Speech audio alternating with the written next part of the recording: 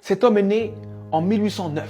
En 1816, à 7 ans, forcé à travailler parce qu'on est en train d'expulser sa famille. En 1818, il perd sa mère. En 1828, il perd sa sœur. En 1831, il lance son premier business et il fait faillite. En 1832, il se présente aux élections législatives. Il perd.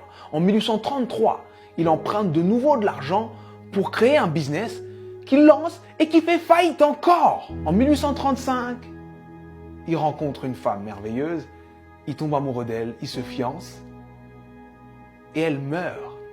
En 1836, il rentre dans une période sombre de sa vie, il rentre dans une dépression profonde.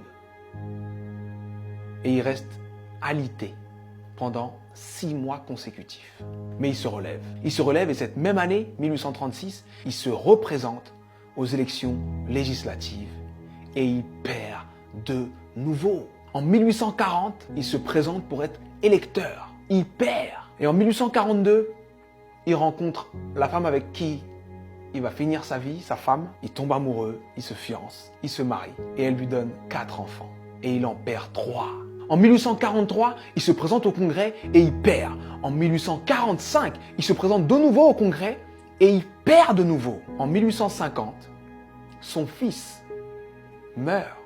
En 1854, il se présente au Sénat, il perd. En 1956, il se présente pour être vice-président. Il n'a même pas 100 voix. En 1958, il se présente de nouveau au Sénat et il perd de nouveau. Et en 1960, Abraham Lincoln est élu président des États-Unis d'Amérique. Et il fait 2 mandats exceptionnels qui font de lui l'un des présidents les plus respectés et les plus impactants de l'histoire des États-Unis. C'était important que je te raconte cette histoire. C'était important que je te raconte cette histoire parce que on voit le héros, mais on ne voit pas les coulisses de la réussite. Il faut que tu acceptes les coulisses de ta réussite. Peu importe la difficulté, peu importe ce qui se passe, peu importe ce que tu dis, sache que tant que tu respires, ton but t'attend. Tant que tu respires, ton rêve t'attend. Et je vais te dire une chose que je veux que tu gardes dans ta tête et dans ton cœur le plus longtemps possible et que tu te répètes le plus souvent possible. Les épreuves que tu trouves sur ton parcours sont adaptées à ton potentiel. Les petits potentiels ont de petites épreuves. Les gros potentiels ont de grosses épreuves.